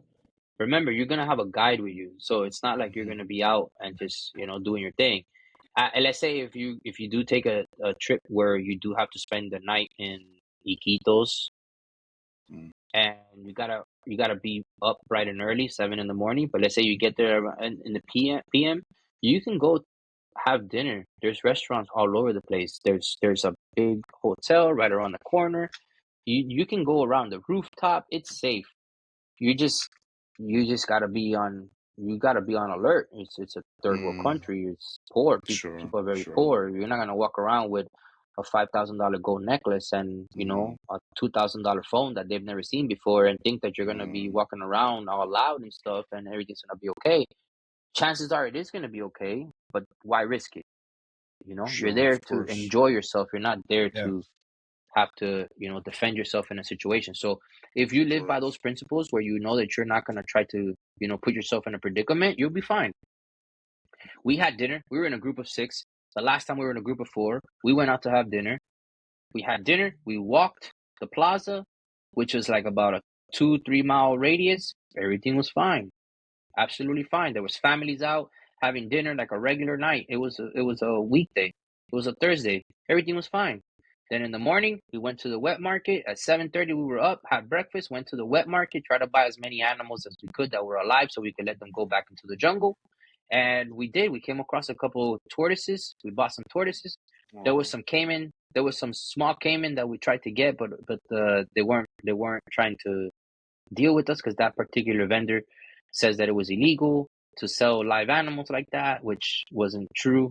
But they saw us and they knew that we weren't locals, so they just didn't want to sell to us. But we got tortoises. We got 2 adult tortoises. We got a male and a female. And as soon as we got to land that we knew was protected, because there's areas there that are protected by the villagers, we let them go. That's the first thing that we did. So So every what time would that they we have done go, with them? They would have ate them. They would have been yeah. food. Oh Really? yeah, there was probably about 7 or 8 of them chopped up into pieces there already. Ah. Yeah. So it's a delicacy over there, and it's also it's like rituals, like it's like something that they use for like a religion or something. yeah, yeah.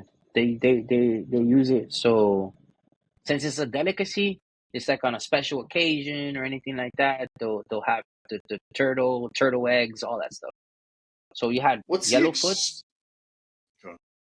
They had yellowfoots there, and the yellowfoots were the ones that they had them all like chopped up and butchered already.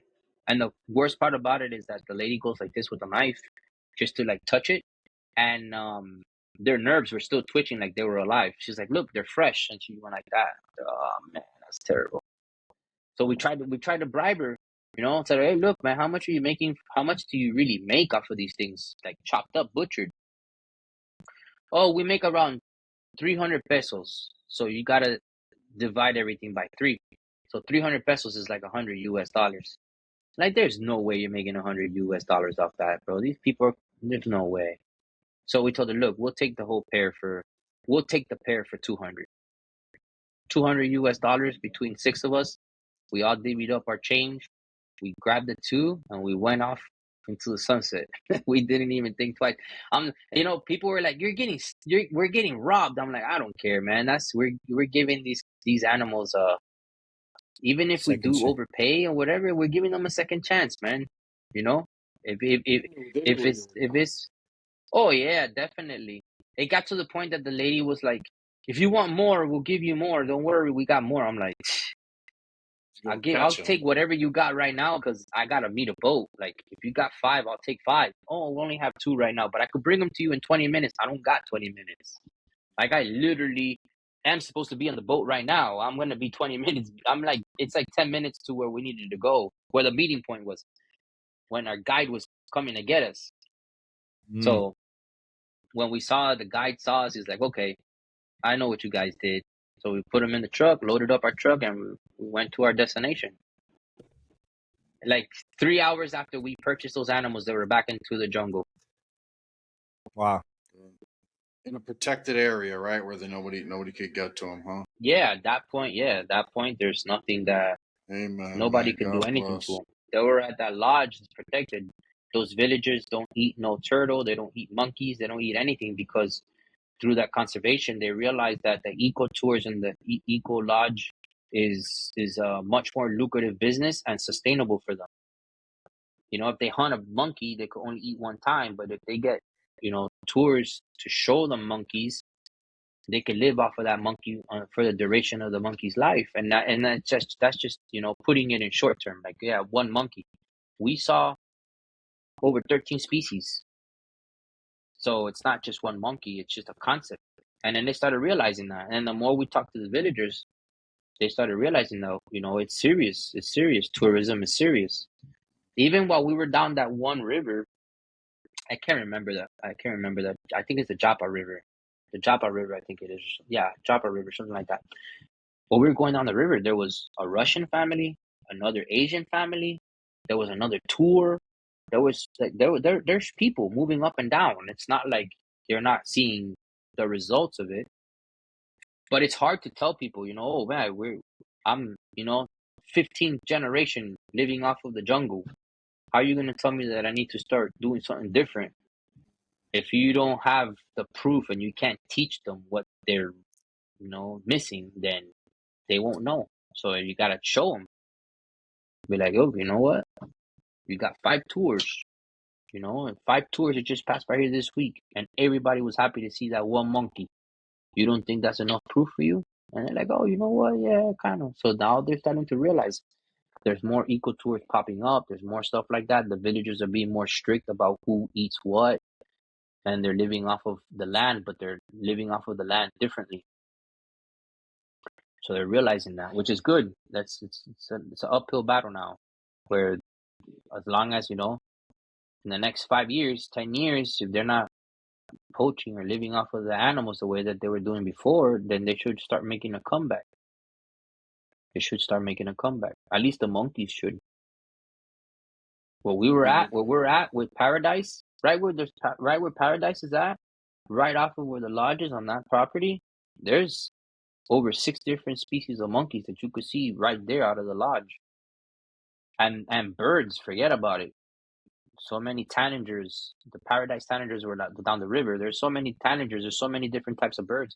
I'm not really a big bird person, but I was with bird people and they were geeking out. It's like, oh, this, and I hear like a weird singing thing, and they're like, oh my god, look at that! It's a yellow-breasted whatever. I'm like, that's pretty cool. I don't know what it is, but it looks cool.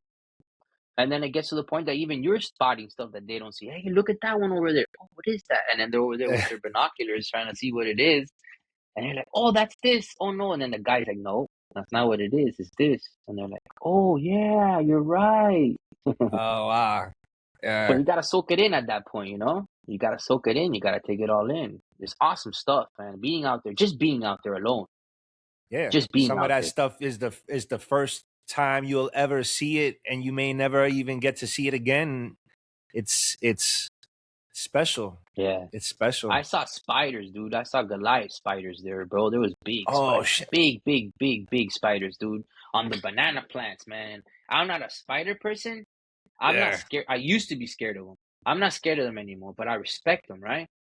Dude, these things were awesome. Awesome. Living at the branch of a huge tree. That's their house. Wow. And then he's just chilling there like this, just ready for some crickets or for something to come by. And there is so many bugs everywhere on the ground. Like, so many bugs, dude. So many bugs. These things, everything in there is healthy, dude. Everything is there. Everything in there is healthy. Everything in there. Then we're going down this one stream, and we see a mata mata, not even 5 feet down the river, not even 5 feet down the stream. I see a peepa peepa, which is the frogs that have the babies on the back, that they have little holes and they go inside and they come out. They go inside. Oh, yeah, that thing was just floating in the river. It's just floating in the stream, I mean. And then the guide, we're coming up to a little roundabout, right? And the water still goes, but there's a tree that goes over it. A shovel-nose catfish, about 4 foot, comes out of the creek, comes out of the little creek, and then it's dark, but we have our headlights, so we see it. And then the guy's like, shh. And then he walks up to the catfish with his freaking machete. Pow! Right? Cut that thing in half, dude. Oh, shoot. Machete that. And then he tied it. So crazy. He tied it, and then he puts it over his thing like this so he could keep trekking, looking for more snakes and looking for more stuff. And then when we told him, we're like, oh, you're going to eat that? He goes, yeah, that's going to be lunch for tomorrow for my family. Yeah. Oh, shit. You're living off of it. Yeah. Living off of it, man. Living off the land. That's the perspective that I took away from it too. Like, I took away a lot from it. Not just the fact that we're in beautiful nature, but how humble and how peaceful people live with a 10% of what we take for granted. 10%. Yeah, man. 10%. Yeah. They had a It's roof over their head. It was leaking, but it was theirs. They lived it. They loved it. They didn't have yeah. beds. They're sleeping on the floor, on a wood floor, and they're No happy. designer clothes, no Nothing, cell phones, no they nothing. everything walk. Yeah. Yeah, we took actually two. We all got like clothes and toys and a bunch of stuff, and then we filled two really big suitcases. And then when we got there, which was a mission and a half to take that through the airport and everything, it was fun though. It was fun. And then when we got there, we tell Orlando, we're like, hey man, we gotta give this to the village. And then Blake, which is another friend of ours, was there. He's the one that had like been there a couple more times, and so did Lewis and a couple of the guys that were there before. They had been there like 3, 4 times already, so they knew the villagers. And when they were there the last time, there was a little kid that was born there, and then they were bringing clothes for him and for his village. So one of the suitcases went to that village. Dude, the whole village came out to greet us, bro. The whole village, the chief's family, everybody came out. That's when they realized that we were there, and then they started bringing out all their pets. All their Oh pets, wow. dude. All their pets, bro. They had like this really big exotic bird. Huge bird, dude. Huge bird. And then they had another mascot. They had a toucan. They had a sloth. They had all sorts of stuff, bro. As pets. Because Wow. it's animals that get injured or left behind by their parents, and then they bring them back to health, and they the rehab them and everything, and then it stays there, and the animal gets attached, and they get attached to the animal, and they take care of it. As hard as it is for us to keep sloths here, they grow all the plants Like for them. wow. So they just go in their backyard and collect leaves and collect everything, and they just give it to them like we would, give our animals here. So, but it's awesome, man. It's awesome. I really recommend it. I really recommend it to people who are, burnt out. You're burnt out on Sure. your day-to-day job and everything, and you just want some time away. It's very easy to get there, to get around. It's not unsafe where you're feeling like you're gonna get into some trouble or anything like that. It's very safe. People look out for you, especially the locals, when they know that you're not from around there. If they think that you're putting yourself in a predicament, they'll kind of guide you, like, hey man, don't go down that road, or don't do this, or relax. So if you got situational awareness, which I hope most people do, you should be okay. It's not like that. It's not like they're gonna take Yeah. you for your money or anything like that. You'll be fine. I know we had no issues. We weren't scary looking people either. We were just average people there. Yeah. Yeah. We were That's average that's people there. It's that's good for key. people to know that. I think if people use it maybe as an excuse or a crutch, you know, Oh, to definitely. When but I told my family, they're like, "Are you crazy? You're gonna go to Peru?" I was like, mm, "I go to I've Liberty never City had an here." actual horror story from anyone that's Yeah. been there. It's been nothing but love and No. peace and great people and Dude, the food was The amazing. People it's were great. Everything was such a good. It's like so the good. So hospitality good. is genuine. Dude, it was awesome, man. It was awesome. It was awesome. It was awesome. I love Costa Rica too. I love other places we traveled to, like Brazil is My great boss too, all goes that there stuff. like 3 times a But year, man. My boss yeah, always goes there. Even yeah. But Belize, which I had heard bad things about. He went to Belize a couple times. Like, man, the people are Belize incredible. was I've been Oh, to you been Belize a there? couple Yeah. times too. Yeah, Uh, Belize was Fiji too, bro. Fiji was a little sketch. really. I think That's my Fiji dream Fiji spot. and That's my dream Belize, spot, Fiji. yeah, Fiji and Belize I think are a lot more sketch than Peru. For sure. Mm, Hands down. Hands down. really Yeah. that's awesome. Belize is crazy. Uh, Belize is awesome though, man. They got a lot of awesome animals. They got a lot of cool programs with crocs and stuff like that. They yeah, got I a was lot of just cool gonna programs. say they had Fishing to. is I really got good too. videos. I posted videos he sent me. There's some bridge over there on some river where you go, and they're there. They're doing construction there, but the Crocs are right there, right on the side of the road. It's not Yeah. like they're just Well, there, that man. that I yeah that there's one of those in Costa Rica too. Costa Rica was Mm, beautiful. They have one of those too, the mm, Croc Bridge, and then they mm, had a little center right there on the side of it too, a little business that they opened up. mm.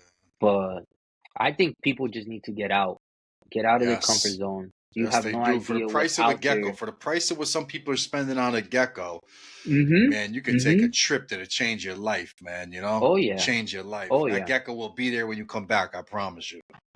Oh You yeah. know, Yeah. No, some of these I rainforests and natural I was places may shocked. not.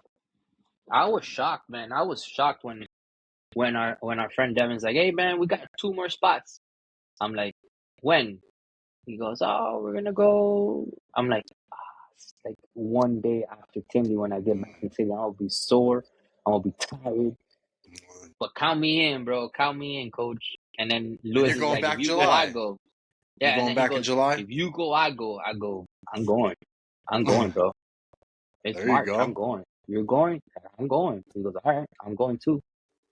Buy my ticket. I go, all right. I called How Devin. I much told is the Devin, plane yo, ticket count to me get in. there? What's It the was average plane for price? for us at the time, for a Mm, direct flight from Miami to Lima, which is like a 4 hour plane ride. It was $400. And no, actually, well, it that's not was it bad. was it was 450, I believe, 450, including from Lima to Iquitos round That's trip. not bad So at it's all. two planes round trip. It was 450 That's bucks, damn sure not and bad. then I we paid spent just about that to fly to Florida a couple weeks ago. yeah, and then we paid that. So we did 5 nights, 6 days, 5 nights, 6 days in the That's in the nice. jungle, like in the jungle, For arguably and that less than was 2 grand. For arguably less than two oh grand, you plane yeah, ticket, yeah, trip, all your meals for yeah. less than 2 grand. Listen, we went to Rooftop in Iquitos, which is a very high end uh restaurant bar. Mm. Rooftop. It's like 7 stories, 8 stories high. 6 of us. 3 of us had beers, 2 beers each. I had a Coke Zero and a water. My boy had a Coke Zero, 3 Coke Zeros and a water because there's 2 Mormons and they don't drink. And then we had the other 2 guys that were drinking. And so it was 3 beers, 2 Coke Zeros and a water. We each had a dinner, our actual plate of food, which was amazing. I had a steak because I'm back on carnivore. I had a steak, and then I had a mix with chicken and fish and shrimp and the whole nine. So it was 6 full meals, three appetizers, and all our drinks. And with tip, that was $100 US. With tip was $100 at a restaurant. At a restaurant. And that was like a 4-star restaurant bar. On the top, that when you look through the rooftop, that you're looking through the rooftop, you're You looking see at the the whole jungle. Amazon right there. The Oh whole my Amazon. god. The whole Ah, Amazon. And then that was at the rooftop of a hotel. It was a 5-star hotel. The 5-star hotel that was in Iquitos, the rooms were $60 a night for a 5-star hotel with a concierge and everything. That's how cheap it is over there, bro. wow. That's how nice it is. Wow. Yeah, man, it was a good experience. I definitely recommend it to everybody. That's why we started to work with the um Paradise Lodge, because Paradise Lodge gave us an opportunity to feed our inner child safely, and also work with true conservation. Helping people realize, the villagers realize that living off of the land is more lucrative than eating off of it like that, and that you being able to help people like myself be able to live an experience that they're gonna cherish and remember for the rest of their lives.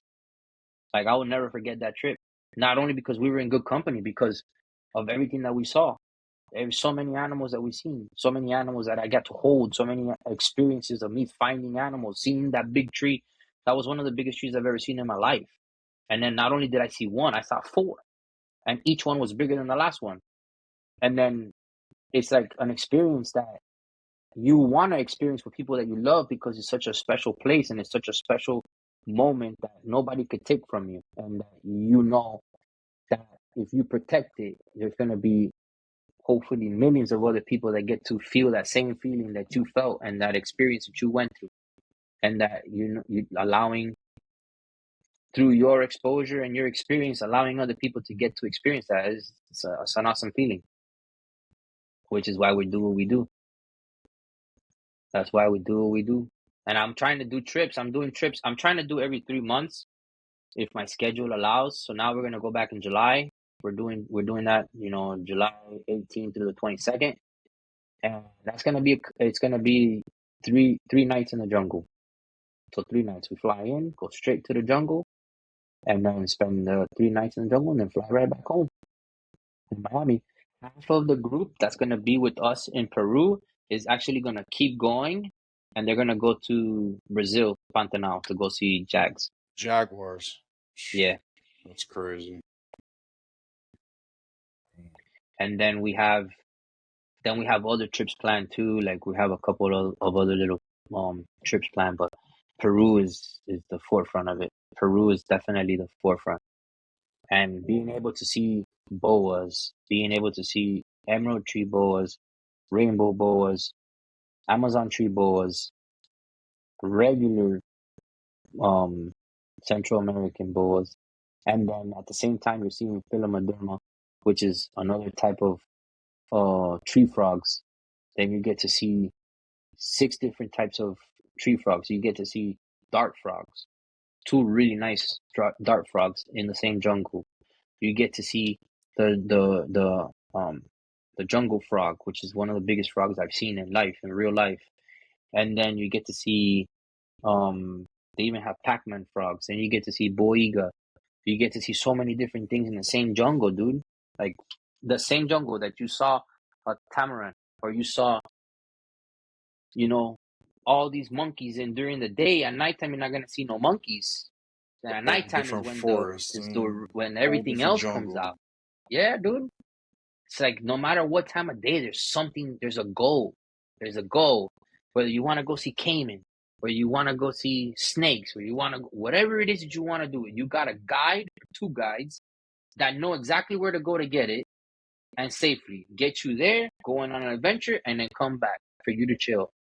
And you have your own lodge, like you have your own room, you have your own toilet, you have your own shower, you have your own headquarters. Everything is there. You're good. You have your own bed. You have everything. No mosquitoes in the bed. There's nothing there. You're good. No bugs. It's awesome, man. It's an awesome experience. It's an awesome experience. Yeah. And then different times of year, you have different. It's easier for like when the water is very high, fishing is tough. But then it's easy for you to catch reptiles because they kind of have to find the area where it's not flooded. So it's easy for you to find monkeys, birds, everything.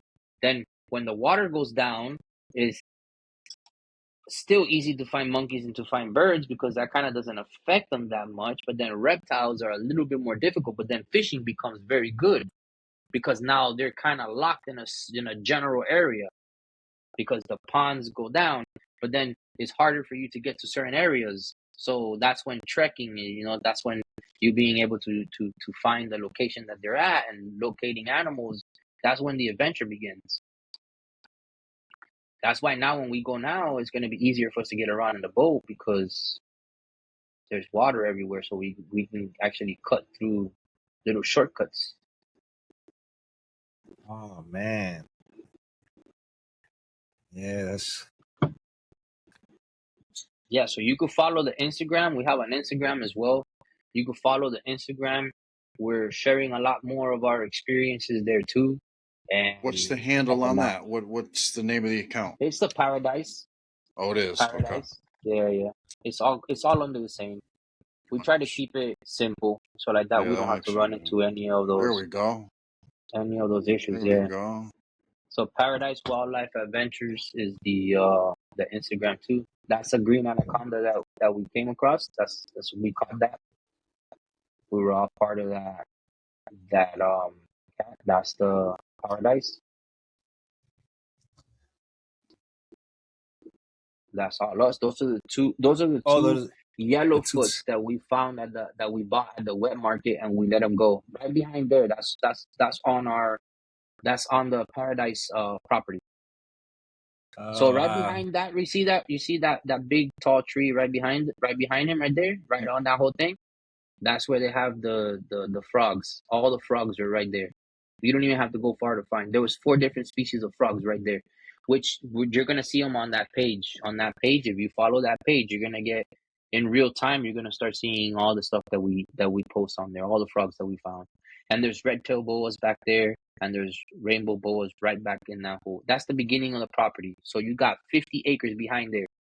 Wow. 50 acres of nothing but pristine jungle for you to explore in right behind her. Yeah, it was a cool. That's the Mara Mara in the river. That's the Mara Mara that we found. Oh, That's the Saki monkey. That's one of the monkeys that lives right on our lodge. That's right behind our lodge. that That's doesn't right even look behind the monk. real, bro. It looks crazy. Yeah, he was actually sleeping. That one was sleeping, and then he heard the boat hit the tree, and then it kind of got up to see what it was doing, but it was literally laying flat on the branch. That if I try to do that, I bust my butt. But It, he was it doing it perfect. That was the boy. The female was on the side. it looks like he's waving at you guys. Like, what's up? Yeah, it looks like he's waving. Yeah, it looks like he was waving, but he stayed in that same position because he was laid out completely, like he was laid out, and then he stayed in that position for like 5 minutes, just seeing what we're doing. And then when he realized that we're not doing anything, we're just there trying to take pictures at him. Then that's when he laid back down. We have pictures and videos of him just laying right back down. It's out of frame now, but all the way to the left on the lower branch was his wife. So he was by himself Uh, on the top branch, and then she was on the lower branch, just chilling there. And then we came uh, across another one that was close. That was close to these guys. It was another family, dad, mom, and a baby. That's not a small monkey. It looks smaller, but it's not a small monkey. That guy was at least 2 foot tall, and that's Pablito. oh, that's Pablito. That's Pablito right there. That's Pablito right Wow. there. And if you notice, that's the whole jungle in the back. He does not have a cage. He does not have nothing. He's just free roaming in there. He chooses to stay behind with his people. He Wow. just chooses it. That's He's funky. He was awesome though. I have pictures of me holding him, and then I held his son too. oh yeah. We Oh, called that's Junior. nice. Yeah, we called him Junior. Pablito and Junior. I forgot his wife's name. His wife has a name, but I forgot her name. I forgot her name. But she didn't know. She was shy. She was like trying to move away from us. She didn't want to be handled. But Junior was right there, like in the center of everything. All the commotion. When we came in, he was like right there. And then Pablito was right there too. Wow. But yeah, it was an awesome experience, man. There's not too many times when you can come in and you can give it like a hands-on experience with everything that's going on, dude. It's just and safely, you know. I gotta keep putting that in there because a lot of people are worried, but it's safe. Nothing out there was. We were never in harm's way. We were greeted. We were greeted with respect and love, man. Every single place we went. Every single place we went. Not once did we have any like any ill intent towards us or anything. That is nice, man. That is nice. Yeah, yeah. It's fun times, man. It was really fun times. I can't wait to go back now in July. Can't wait. And that right there, that green anaconda was about 6 foot, 6 foot or so. Really? Oh Yeah, shoot. yeah. It was lanky. It was long. It was thin. And I didn't pop it to see if it was a male or female. I didn't even want to. It had some scarring right there. If you notice on the midsection right there on Right. the left side of the photo, it had a little bit of damage. It must have got caught in some like fish net or something. Mm. When we got it, it was in shed, so we kept it in one of the bags in the room so that it could shed out, so we could take a photo of it, nice and clean and crisp. All right. Well, It was a complete honor, dude.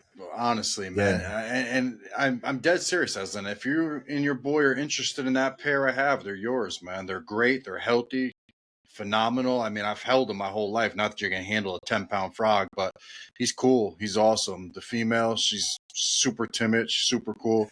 if you're interested, when we don't need to talk about this on camera, but I'll reach out to you. They're yours, Yeah, man. I would I want your boy appreciate to it, have bro. them for sure. Absolutely, I man. would That's what be this is honored. all about, man. That's what it's all about. Nothing more than I would, Definitely. no more joy would I get than to see your boy working with him. Oh, that would be awesome, man. I really appreciate that. For I sure. know he would be. I know. I know. I don't know who would be more excited, my wife or my son, because that's one of the things that they gravitate towards. Whenever they see one at a show, most of the time they're not even for sale at the show. So she's like, They're "It's really not for not. Yeah. sale. I can't Yeah, they're believe really it. Why would not. they bring it to the show? No, I can't stop thinking about that. Just grow one out already." Yeah. I go, by the time that you saw the first one that you liked, if you would have bought a baby at that show, it would have already been that big. I know, but it's just so cool. I got you. I know They it's are. cool. They're impressive, man. That's why I still Yeah. have them. Out of all the frogs I had, 2, 3, 400 frogs, man. The only 2 I have left. They're that impressive. They're very No, cool. they're awesome though. They're awesome, man. They're awesome. They're super cool, Yeah, and we'll they're set it chill up, man. too. We'll set it up. Yeah, they are. Yeah, I They appreciate definitely it. are. I For definitely sure. appreciate it.